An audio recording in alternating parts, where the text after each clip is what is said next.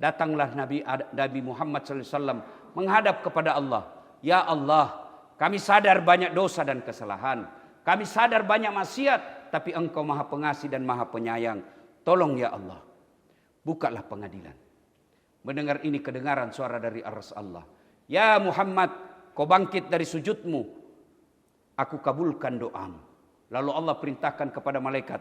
Malaikat, segera bentuk panitia, mulai pengadilan dimulai. Dimulailah pengadilan. Panggil satu demi satu. Siapa dulu Nabi panggil? Umatnya Rasulullah Muhammad SAW. Bayangkan kalau kita ngantri Pak. Kita urutan ke-25 sebagai Nabi dan umatnya Rasulullah. Kita urutan ke-25 secara alfabet. Tapi karena cintanya Allah kepada Rasulullah Muhammad SAW. Siapa dulu diadili? Bukan umatnya Nabi Adam. Bukan umatnya Nabi Ibrahim. Bukan umatnya Nabi Idris. Siapa dulu? Umatnya dulu Muhammad SAW. Mulailah kita dipanggil satu demi satu. Dan pada saat menunggu giliran untuk dipanggil, semua barang-barang yang pernah kita ambil secara tidak halal, mesin ketik di kantor, meja di kantor, kertas di kantor, gorden di kantor, AC di kantor, kau bawa pulang, itu nanti suruh pikul semua. Suruh pikul sambil menunggu pengadilan. Pada saat Nabi menceritakan ini, sahabat lalu bertanya, "Ya Rasulullah, luar biasa syafaatmu waktu itu." Syafaat itu kira-kira kalau sekarang rekomendasi. Kalau rekomendasi dari Kapolda, teken, insya Allah urusan gampang selesai. Rekomendasi. Lalu Nabi berkata, tidak semua dapat syafaatku. Tidak. Kalau kau mau mendapat syafaatku waktu itu, di mana tidak ada lagi pertolongan kecuali datangnya dari Allah, dan saya adalah pembawa syafaat, ada dua syaratnya. Satu, kata Nabi, aqimis salah, dirikan sholat. Saudara-saudaraku para jamaah sholat Jumat yang saya hormati, jangan kau berharap mendapat syafaat dari Rasulullah kalau kau tidak pernah sholat dalam 5 waktu. Apalagi sholatmu cuma hari Jumat. Itu pun paling terlambat datang, paling cepat pulang. Orang khutbah kau main WhatsApp, mau dapat syafaat, kau kira ada orang dalam urus kok. Dan coba lihat Pak, orang yang selalu terlambat itu, dia juga minggu lalu, dia juga minggu akan datang, dan begitu terus. Coba lihat mukanya Pak. Dan selalu dekat pintu, tempatnya tidak mau masuk. Itu sudah tanda-tanda kau jauh dari hidayah Allah. Tidakkah Nabi katakan kau datang lebih awal, kau duduk di depan. Tidak ada larangan dari Pak Jenderal, tidak boleh. Kalau bukan kombes tidak boleh baris depan, tidak. Tapi setan berhasil menggodamu. Di luar saja, di luar. Masih bisa kau merokok-rokok. Sebentar kau masuk. Dan itu begitu terus. Dosa bertumpuk. Sementara sholatmu tidak pernah. Apa yang kau bawa menghadap kepada Allah? Saudaraku sebagai polisi, kalau kau tidak disenang sama Kapoldamu, ada harapan. Apa harapan? Kita tunggu Kapolda mutasi. Kamu ditugaskan suatu tempat yang tidak nyaman, di sana pun kau menderita, masih ada pilihanmu. Apa pilihanmu? Pensiun dini, selesai. Menderita di dunia masih ada pilihan. Tapi kalau kau masuk kubur, ada pilihanmu. Tidak enak, keluar dulu. Dan orang yang menderita di kuburnya, al-mutahawil bis shalah, yang menganggap enteng sholat.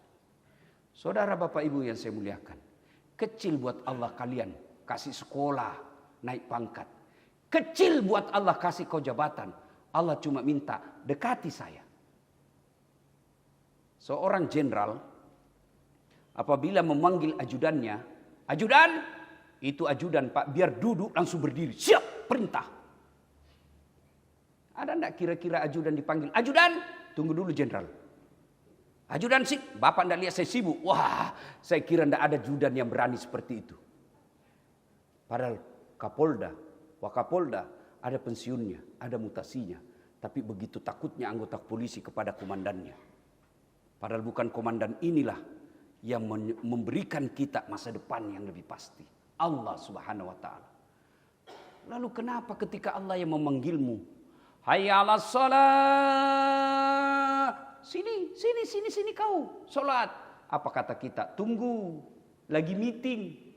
Jenderalmu aja ndak berani kau suruh tunggu. Masa Allah kau suruh tunggu?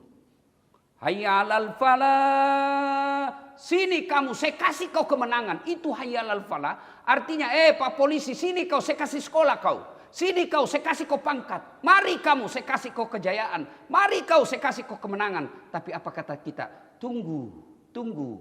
Pantas. 15 tahun kau jadi polisi. Tetap jadi menghamba kepada sesamamu manusia. Kecil buat Allah memperbaiki hidupmu. Allah cuma minta, sini saya perbaiki sholatmu.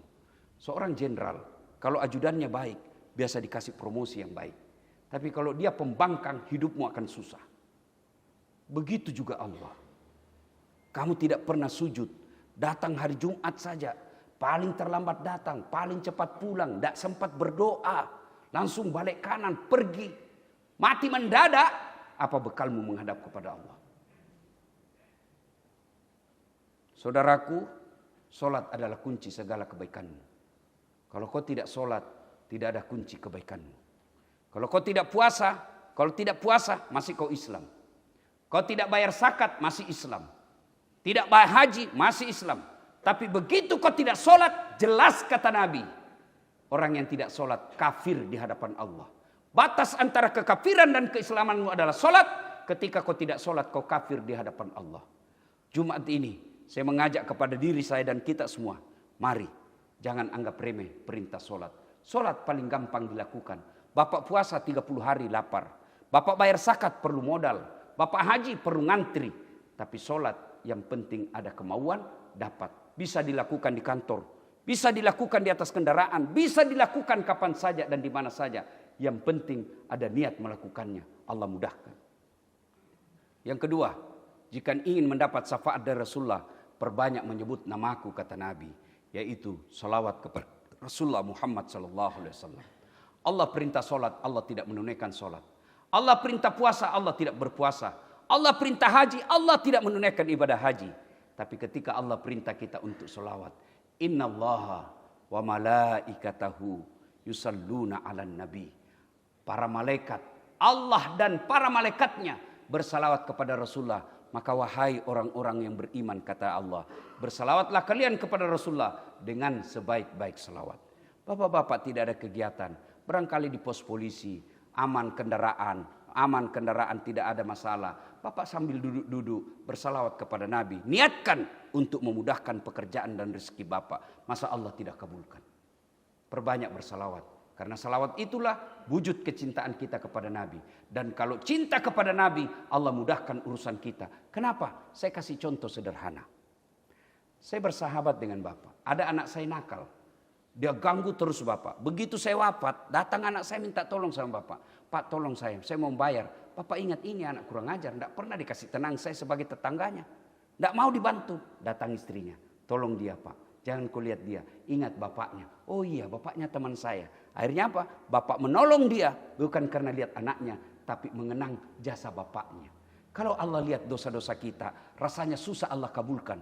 Tapi karena kita menyebut nama orang yang dicintai Allah, akhirnya Allah mengabulkan doa-doa kita.